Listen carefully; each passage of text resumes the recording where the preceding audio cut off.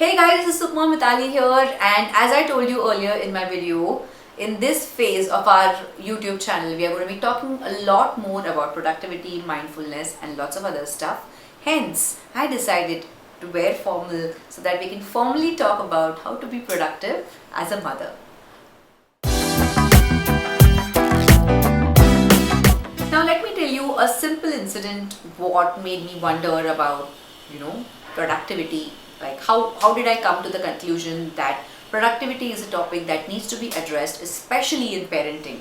Of course, nobody is talking about how to be productive as a parent, because once you become a parent, your entire responsibility is to take care of the kid. But what about yourself? There are a lot of these old ladies, especially my aunts and relatives, and there are so many people who come and talk to me during events, say that, how do you manage so many things? Answer is productivity.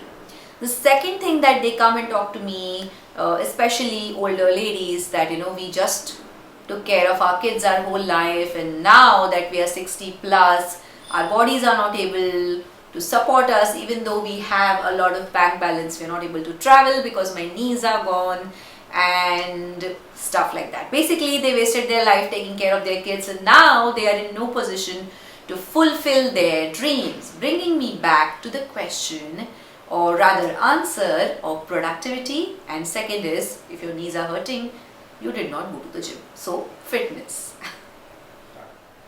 And the third reason why I decided to talk about productivity in our videos is because, of course, being a productive human being really has a lot of benefits. And while I was walking on a treadmill, which I recently started doing cardio, I listened to a lot of podcasts, I watched a lot of YouTube videos, and I stumbled upon Ali Abdal. His link is right here. He talks a lot about productivity. I loved listening to a lot of his productivity talk, and I thought that, what if I could translate it into a productivity system for mothers? And that's what I'm going to do. So let's get ahead in the video where I tell you how to be productive as a mother. Now that we are finally out of the lockdown and kids have started going to school, I need not tell you guys that you have to get up early, because already all the moms are getting up early. So schools start as early as 7 a.m. Especially here in Bombay, or in many parts of India. I don't know about other countries, that's why I'm only referring to my country here. And hence mothers are getting up early. But what are you going to do after your kids go to school? Are you going back to sleep? If you are, stop right there. Starting your day early is the first thing that leads to a lot of productivity, is because of the time that we spend being productive. If I'm getting up at 7 o'clock in the morning and again going back to sleep at 8 a.m. I'm getting up again at 11 a.m. I have wasted so much amount of golden time where my mind is primed to be productive, I can do a lot of things. So I'll tell you what I do after I get up in the morning. So I'm into fitness, so I finish a lot of these kitchen tasks early in the morning, which is finishing everybody's breakfast, lunches, tiffins and stuff like that. And that is quickly done in a matter of 10 minutes. I actually time my day and do stuff so that I am free by almost 8:30.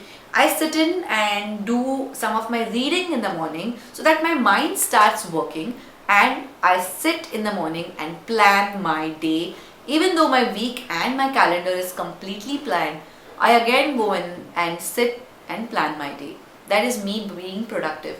It can be different for you, but getting up early in the morning, even if you increase 1 hour of your productivity, that leads to a huge difference during the day. So getting up early and planning your day is the first and the most important task. The second thing, how we moms can be really productive, is if we plan the kitchen well. So my kids, I'll tell you about myself. So my kids are relatively gluten free, I will not say completely, and they follow a rather healthy lifestyle where we do not have any of the tin, packed or canned food. That puts an additional responsibility on me to plan the kitchen well. So what I do is I load my fridge with vegetables and fruits every I would say fortnight. So after every 3 days I fill my fridge, because planning so much in advance also leads to a lot of wastage and we don't want to waste food. Let's not go in that direction. So I plan my Monday, Wednesday and Friday on a Sunday, and this includes lunch, breakfast, tiffin, what my husband wants, my protein needs and everything. Basically everything is planned in advance so that I do not have to run to a grocery store and get things, and if there is nothing, then give them chips or biscuits, and that leads to a lot of confusion in our minds. Also, we are wasting the precious time in the morning running behind these things. So do not do that. Plan your kitchen in advance. What I also do is I make dosa batters at home, and dosas are so versatile that they go with anything. They go with veg, non-veg and lots of other things also. Kids love to eat dosas. So dosa is something I think which helps me plan my kitchen well. So that's a secret tip from me. If you're an Indian mom who is from my generation, you of course know the movie Dil Chahta Hai. And in Dil Chahta Hai, of course everybody remembers the character Sonali Kulkarni was dating, which is Timetable. Now this guy had specific timings for everything. और यहाँ देखो समीर, 15 सितंबर को मैं पूजा से पहली बार यहीं मिला था, और ठीक 7 दिन बाद 22 सितंबर को हम यहाँ आइसक्रीम खाने आए थे। सुबह तुम्हें टाइम याद नहीं? ऑफ कोर्स याद है, ठीक 5:55 हुए थे।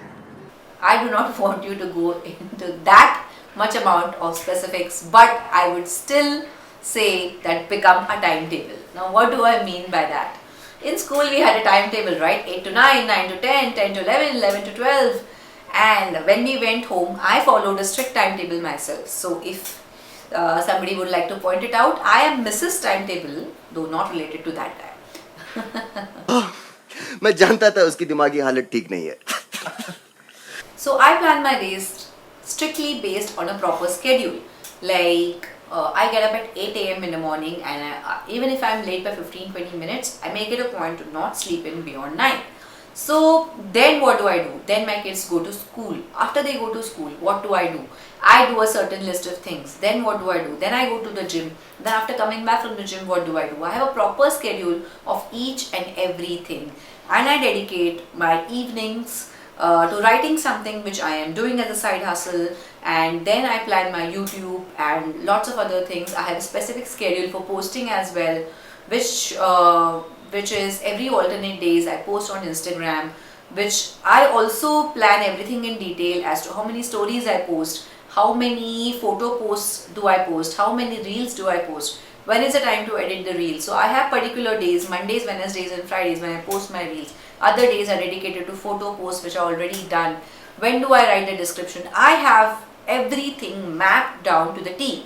Why do I do that? As I told you, I am Mrs. Timetable. No, it's not for that. It's because I like to do, I am a person who loves doing a lot of things. That includes gardening, spending time with my kids. I lead a zero waste lifestyle. I am so much into fitness. I love hanging out with my friends. I love to travel. We have a set of different friends for biking. We have a set of different friends who I hang out with who are plant parents. I also like to take care of my skin, so I go for skin consultations. So everything is planned out to the T so that I can do a maximum number of days, maximum number of things in a set particular day. This makes me feel productive. Also, if you guys don't know, YouTube and Instagram is a business, so I am a businesswoman as well. I am a parent as well. I have dogs and I take care of everything, and I enjoy doing it. If somebody has to tell me that, Mitali, you just sit and do nothing, that would be a punishment for me. So that is how I plan my day. The fourth point being delegate tasks. Now, what do you mean by delegating tasks? Now, I have a workforce of maids working for me. I do not mean I have 1,000, 2,000 maids working for me. I have 2 maids working for me, and I delegate tasks to them and I forget about it. So if I have told them that today you have to clean this particular corner in the hall and you have to wash these clothes and utensils and do these things, and they have also been given a routine as to which kid they're supposed to pick up at what time and drop where and do what, I do not interfere in their tasks. My work stops at thinking about what to tell them and delegating it, and that's it. I do not follow up. That's my way. Because if I keep on following up, ये किया क्या, वो झाड़ू लगाया क्या, ये क्या किया, वो क्या किया, then my entire mind focus and energy is just behind getting things done. I tell them I am going to delegate a task to you.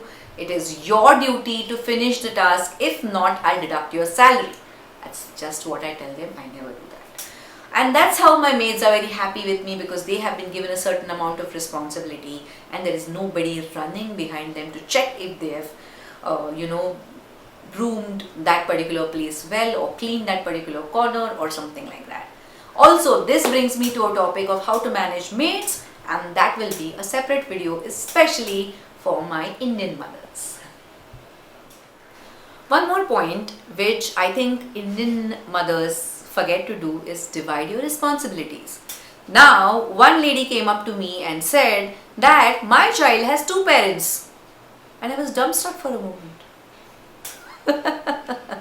Because we mothers assume that I am the only parent and I am the whole and sole primary caregiver of this child. You are wrong. You have a husband as well, and that husband happens to be your kid's father. So divide your responsibilities between you and your husband. Like my husband takes care of all our banking things. He takes care of all the travel things. He takes care of the car, and he takes care of even the kids' shopping because he likes doing it. So I am happy to delegate, or I am happy to divide my responsibilities, and I take care of the other set of things. Also, do not interfere when your husband assumes the responsibilities, and do not pinpoint at his mistakes, because then what will happen is you will get that work and your work will increase and your productivity as an individual will go down, whereas his productivity as an individual will increase, because 5 tasks are reduced leads to 5-6 hours of more time every week. So divide and then do not conquer. Time blocking, something I learned from Ali Abdal's video. Now, what is time blocking? Apparently, I only remember that Elon Musk also does it. So my version of time blocking is, there is a certain set of time, for example Saturday evenings and Sunday mornings, where I do not even think about work. So Saturday evenings mostly are for relaxing and chilling. I have recently started doing this. So I do not meet anyone, I do not go out, and if there is something interesting happening, I am very flexible. I do not make it a point to just stick to my schedule. So Saturday evening is basically, there is a word in Hindi, there is no other word to describe this, velagiri. I am vela on Saturday evenings. I laze around. If I want to, I go for plant shopping. If I don't want to, I don't do anything. Laze around and watch a Bollywood movie, which is a no-brainer. Basically, I do stuff which has no value, no importance, or no consequences, or nothing related to work. Basically, I just let my mind free and I chill on Saturday evening. So this is the way, but this helps me rejuvenate and recharge, and also recharges my mind battery and gets my creative juices flowing. Same thing is applies on a Sunday, unless I have some very important deadline involving millions of dollars, I will work. Otherwise, I have my Sundays off, and on my Sundays, my kitchen is closed. So this time blocking really helps us to be productive in the longer run, is what I have observed in this past few months. Say, take some time off. Last but not the least, mommies, take some time off, take a vacation. Go for 1 day, go for 10 days, go for 15 days, as much as your time and your schedule permits, and do not feel guilty about it. That day I saw a reel posted by some fellow mother saying that we have never gone on a holiday ever without my daughter or my son, and that's the most important mistake that you're doing. Take time off from your kids, take time off to go on a girls trip, take time off to just go and sit somewhere in a place, meditate, join a yoga class, spend some time alone and do not feel guilty about it. Nothing is going to happen to your kids unless you have left the kid alone, which no mother would. If the kid is taken care of, you are not going to feel guilty or even worried as to what will happen to my kid, and you need to enjoy that time. Do not feel guilty about spending time on yourself, because each of us has a limited time on planet and we need to enjoy that time as well. So how did you like this video on how to be productive as a mother? Today I've had such a productive day that I've almost filmed 5 to 6 hours of content because I managed my time well and planned everything in advance. Also, I am a bit fast at doing things, so that is topic for another video, how to be fast at doing things. Of course, we'll address all these issues. If you have any problems in managing your time well, or do not know how to start your productivity schedule, do write to us on the email ID mentioned in the description box below. Also, you can watch all these other videos on how to be productive because they have really helped me. Take points from them. They are from other YouTube channels, but I don't mind sharing important information which helps everybody make their life more productive. So, last but not the least, like, share, subscribe, and do follow us on Instagram as well if you're not following us already. Thank you. Bye.